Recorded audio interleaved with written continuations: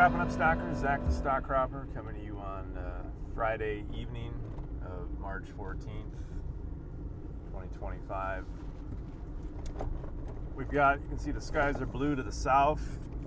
We've got this big storm system I just saw on X that created a hell of a dust storm type scenario, and stuff was blown over in Texas and Kansas, and well, I guess our turn's next.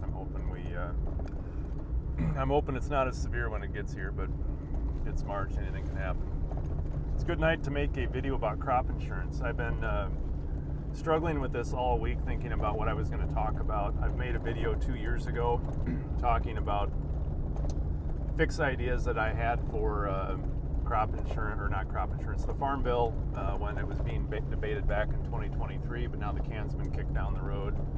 And so I thought it was time to revisit that, but rather than like remake that video and just like try to make it more relevant now, I think I'm going to just link that in the description, and if you want to go and see that, that might be a good video to watch first and then watch this one, because what I want to focus on tonight's video is I want to talk specifically about the topic of whether crop insurance should be subsidized or not. On X, that has been something with this Doge campaign that a lot of people have been advocating for, that the subsidy should just go away, and that would solve all of our problems in agriculture if we just didn't have any subsidy. And so I wanted to make a video tonight to kind of explore both sides of that argument. I actually, my opinion, which is the opposite of probably a lot of opinions, is that I think the subsidies are still important, but not for the reason I think most people in agriculture think the subsidies are important. I think most people want them just because it keeps our insurance cheap without really any ask from the taxpayer. I think that's why people want them. I want something different. I want something better. And I want to have that conversation or kind of explore that argument here tonight, whether we just burn the thing to the ground or maybe reinvent things in a different, more creative way. So that's what we're going to do while we cruise the hinterlands tonight. So the first question some people would have is, well, why would you want to change crop insurance at all? Isn't crop insurance good? Well, crop insurance in some respects is good. I mean, the goal of crop insurance, stated by a lot of folks in agriculture, is to maintain a stable food supply. And so, we live in a really risky business. We've got severe weather on the way, and who knows, I mean, if we had a crop up in the summertime, what that would do. It's when you have, 1,000-acre farm, taking $750,000 to, whatever to put in the ground, like there's a lot of risk just for a small farm. I mean, that's a small farm today. So like imagine the risk on the table if we didn't have something like crop insurance to protect that. So crop insurance is still a pretty important thing that I don't think is going to go anywhere soon. The question is whether or not the taxpayer should subsidize roughly 62% of the cost of that. And in my opinion, I don't think we deserve it anymore with the way that we have abused crop insurance. We have taken the rules of crop insurance and we have pushed and bent them to the extreme, essentially. And maybe that was on purpose, the way they were designed to allow us to do that. But they pushed it, or we've essentially utilized crop insurance to turn farming into just, the game of get big or get out. Because what crop insurance does is it puts a floor underneath your farm, so that really after you plant the crop, no matter what happens, all you have to do is drag that planter across the field and you're covered for the year. And after that, there really isn't any other qualitative practices that are taken into account with how you farm that determine whether or not you're subsidized, which I think is kind of crazy, because we have a lot of farmers now that are using agronomic practices to facilitate the scale that they have grown to because of the underlying crop insurance. That leads to more crop insurance indemnity payments because they're poor practices that are more risky. And in situations of inclement weather, cues bigger payouts, bigger failures. And so I get the sentiment that people have where they say, well, let's just burn it to the ground and then we'll get back to zero and we'll do things from a position of neutrality where people that use the best practices will win. Well, in a perfect world, I think that would be great if that's the way it was. If we took our current system and we kept all our current agents and everybody had the same price of crop insurance when it was privatized and the government no longer had any say or control in it to keep everything roughly the same, that would be great, and that probably would work. But if it is privatized, because we will need crop insurance, if the subsidy goes away, you're not going to spend $1,000 an acre on a corn crop and not have it insured. It'll cost more,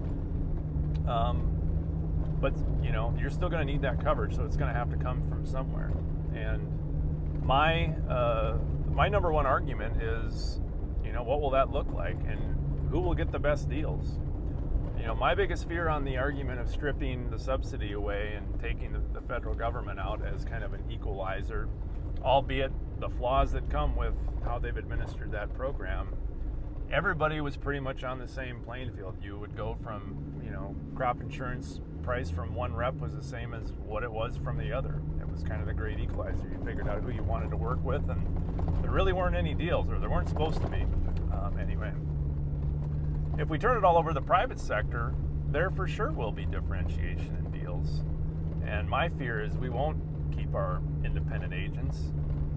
My fear is that it will get rolled all into like everything else has in agriculture, where it exists within the mainframe of one of the big four input suppliers, with whatever market you're in. Corn, soybean country, that would be companies like Corteva, Bayer, Syngenta, BASF, that have a seed, chemical, biological line, the bundle package.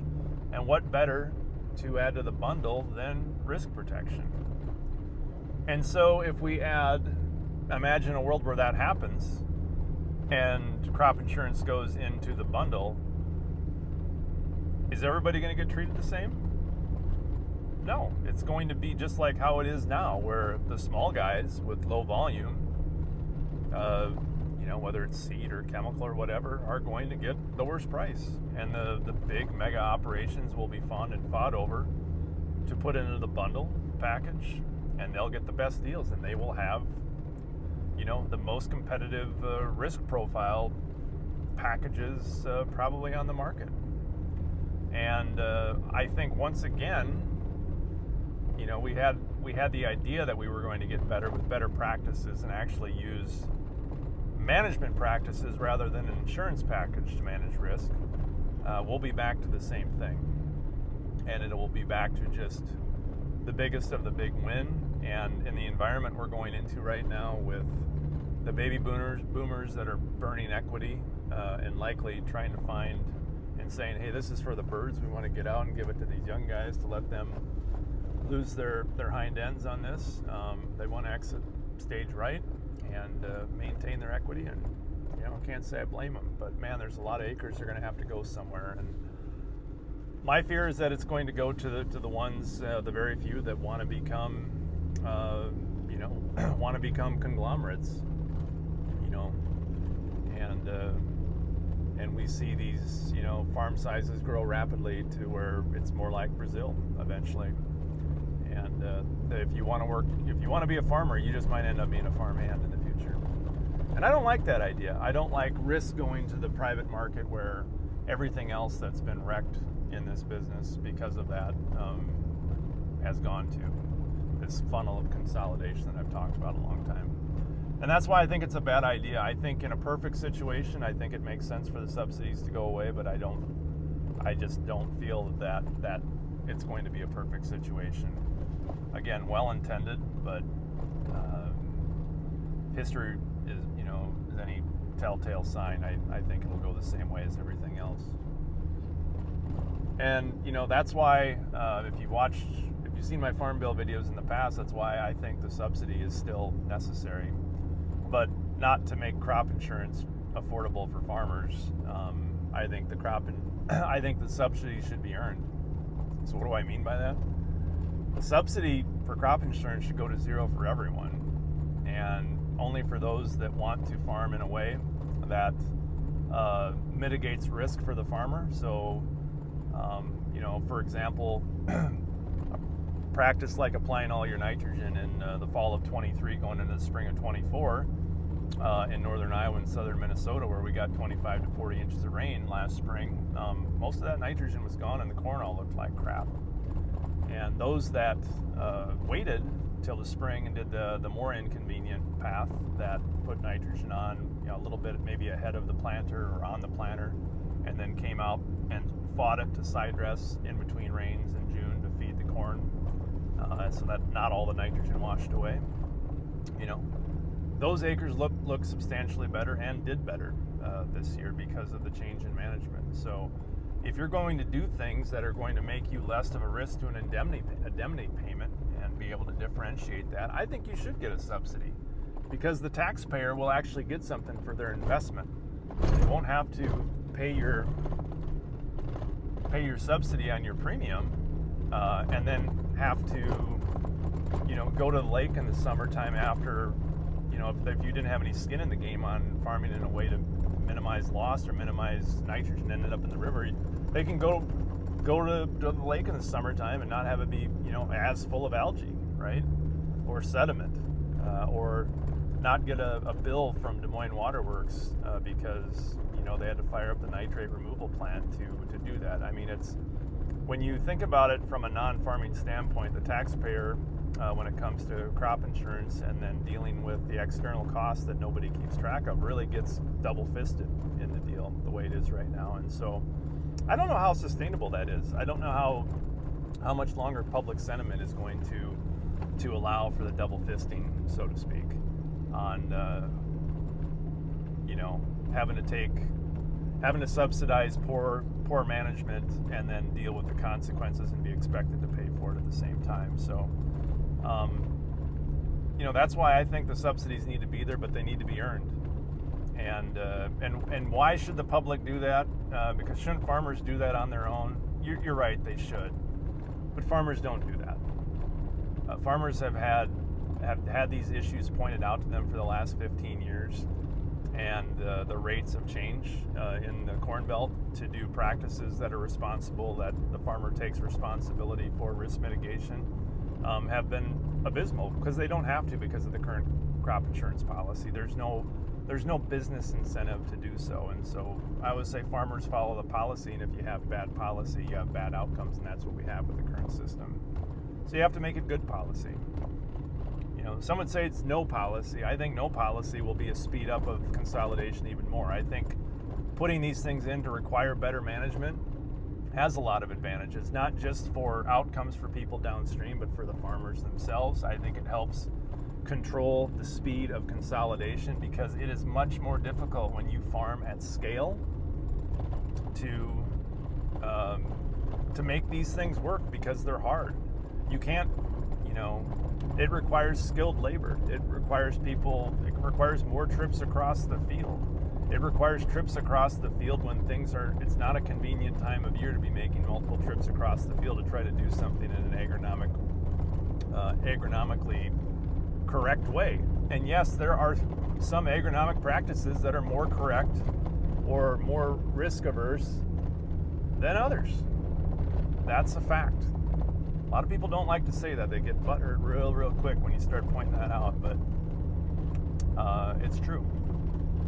And it's time that we start being honest about that, and not just running commercials on TV saying farmers are the stewards, and then you show this really romantic image of a family of four with a dad with a little girl on the shoulders, and the mom has holding the little boy's hand, and he's wearing a John Deere hat, and they're walking away from the camera into the sunset, and say, Iowa farmers are the stewards.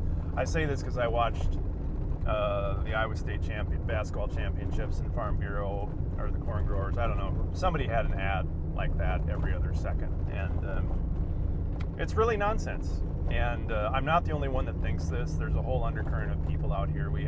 I have lots of contacts in ag that agree with me on this, and it's high time that that people stand up and talk about this stuff openly and honestly. Because if we've had ag policy that, and like a crop insurance program that basically, has a couple objectives. The main objective is to get farmers through the end of the year so that they can pay the people that farm the farmers. That's why there's this Farm Act payment coming out. This doesn't have anything to do with farmers, to help the farmers out. This is going to be a big pass-through. Everybody knows it. It's going to be a big pass-through to all the companies, that have yet to be paid, or the bankers, or whoever else, the input suppliers, because we've had a tough period with tough weather the last year or two, and then now with the prices falling off. That's really what it's for. And until we change that approach, nothing's going to change. And will it be uncomfortable? Sure. Will it be better though for the long term and not just the short term mentality I talk about? Yeah, it absolutely will. Because if we keep farming from the perspective of the only thing that is important is getting more done in a day at all costs, and just speed and dust balls flying in the air, and not worrying about what we're doing, let alone to our own farms and the soil and the stuff that actually gives us money and wealth, that we've been degrading.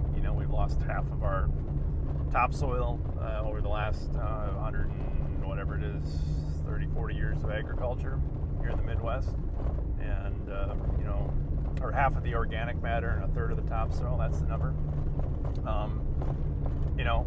We don't get that back, and at some point we have to draw the line in the sand where we realize that if the purpose of crop insurance is to ensure the stability of the food supply. Part of the stability of the food supply is making sure that we maintain the medium and the resources that we have, so 50 and 100 years from now we can still do the same. We've been on a kick in agriculture for the last 50 years where we do whatever we want to the land, we degrade it, and we assume that there's always going to be another layer underneath, or if there's not, the big ag machine will come up with a technological solution to deal with that shortcoming. And they're running out of ideas. We've made a lot of things with genetic gains, but I think those things have a limit eventually, and we need to adopt farm policy, and specifically a crop insurance program that builds in those external costs that aren't on anyone's ledger. And so when folks like my really good friend Vance Crowe say those things like we should leave it up to the free market, it's not a free market if you're not including all of those costs and keeping those things in mind, because those are real losses. If you don't believe those are real losses, go stand on a fence line and look at the difference in topsoil level. Go look at a river in the summertime and go see if you would want to swim in it in the Corn Belt, or fish, or eat the fish out of it, or would you let your dog jump into the lake in the month of August when they've got all these warnings about the toxicity of from the algal blooms or whatever toxin that kills dogs? Like those things didn't happen when I was growing up, not at the frequency that they do now. And so we've got to stand up and do something about it. And so I put this video out here to offer that opinion, and I'd love to hear other folks. If you got a challenge to that, if you tell me how we can take out the external costs, or deal with the external costs that everyone ignores in this conversation all the time, and still eliminate the subsidy, I'd love to hear it. I'd love to get government. It'd make everything great. So tell me if you disagree with me. That's the ask. Tell me how you eliminate the external costs, because they are real. We're just turning a blind eye to them, because out of sight, out of mind, it's somebody else's problem. We farm again tomorrow. I hope my logic made sense. And like I said, if you disagree, come with intelligent arguments on why not. I don't, if you want to be nasty about it, that's fine too. I'm a big boy, I can handle it. But I'd like to hear intelligent ideas about this. You can tweet at me, you can message in the comments, you can send me something on Facebook, you can email me. But tell me where I'm wrong, and if you can convince me, I'll be happy to come on here and say, so-and-so from Illinois made a point that I didn't really think about. This is how we could actually deal with these things and have policy that's shaped for the future. So hit me up. Let me know where I'm wrong, or if I'm right. Share it. Blah blah blah.